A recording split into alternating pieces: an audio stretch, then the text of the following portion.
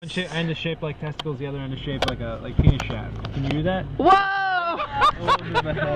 So apparently our dad's name is Kemosabe of the Salami, and my mom's nickname is Child Child. String, and then the top looks like a penis, and then Kemosabe and salami along the front. What? That's so lovely. Yeah, how do we spell that? Hey, all I know, it's going to be a long scar. Like the salami? Totally do it. No problem, is it? Oh, man. Lame. Lame, oh. How much work that's going to be for me? With that, like, cracking up every... The Michael Joseph Savage Memorial. But this area up here is what we call Bastion Point, the Sir Michael Joseph Savage Memorial. This area is really was a part of a very tumultuous time in New Zealand history. Some pretty amazing stuff happened up here.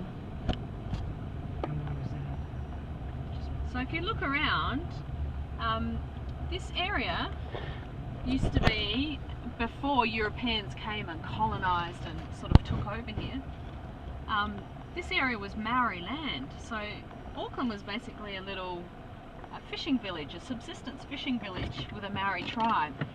And when New Zealand became a colony of England and the treaty was signed, they came here to settle Auckland. So you know. Anyway, one day the government said that this whole area you can see up here, which as you can imagine this is prime land. I mean, look at the view, look at the location. They said we're going to subdivide this and we're going to sell it off for housing.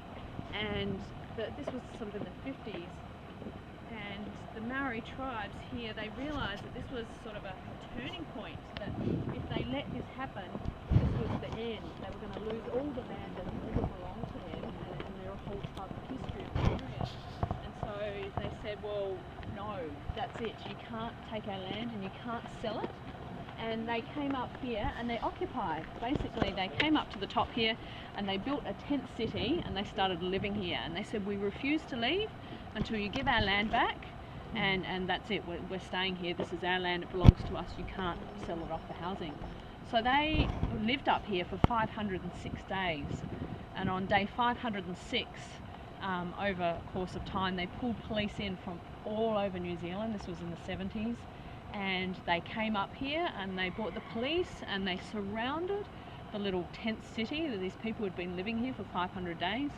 And they said, you can choose to leave or we're going to evict you. That's your choice and we'll put you in jail.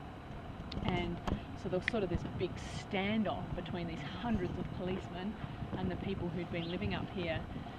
So the people there were elderly people living up here as well, so a lot of those chose to leave and the younger people were put in jail. They were released after a short time, and over the course of the next 10 years, battling through the courts and everything, this land was given back to the tribe. So this is now owned by, the land here is owned by Ngāti Whātua, which was the biggest Maori tribe in Auckland. So this is, yeah, it's their private land. The men, well, because aren't they supposed to be visible, and the taller they are? It's an obelisk, and I don't know. Why is it the Welsh? Maybe it's a kind of standard architectural thing. God, I love my family. It was such phallic minds. I thought it was just because you could see it from farther away. If it's taller and less material, the skinnier and taller it is.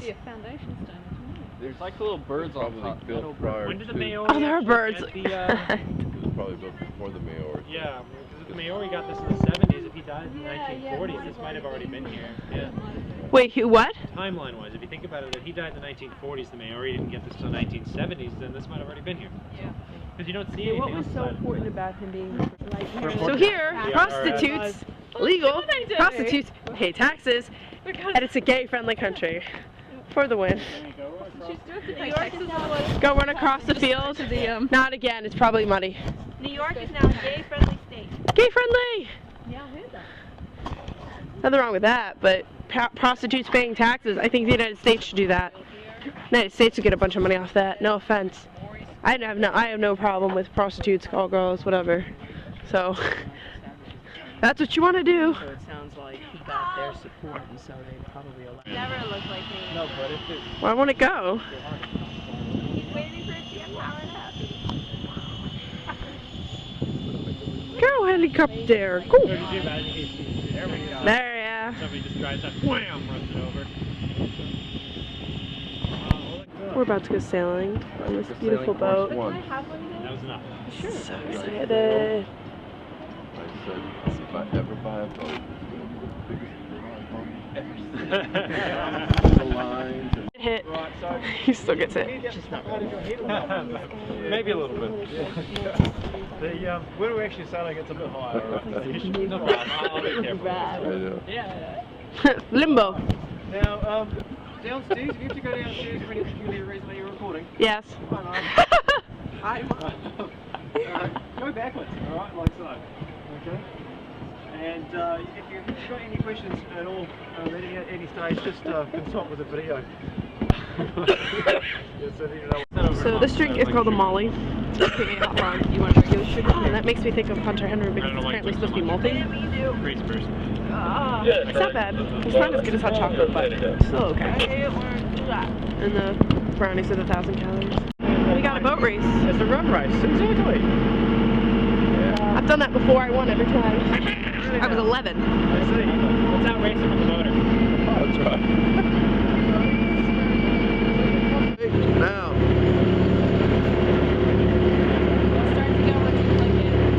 I did flick it.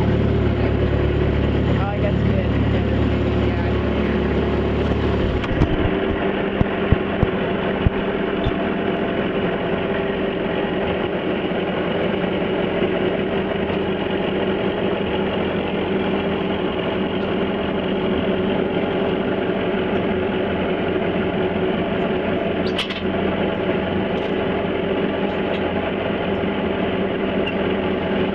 After that, my hands are killing me. I don't know if you can see this. It hurt.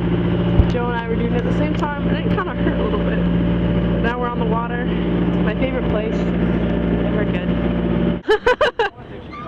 My brother's driving a boat. This never could end well, and we're still trying to race those other sailboats. Yeah, that's my birthday year, 1992. Joe, and then you went, it's Joe and Francine, and I went to your Francine. I was just doing I love sailing. I need to, when I have free time over next summer, go sailing for a month or something, because it's such a peaceful thing, and the wind is such a powerful thing. We need to use it more often.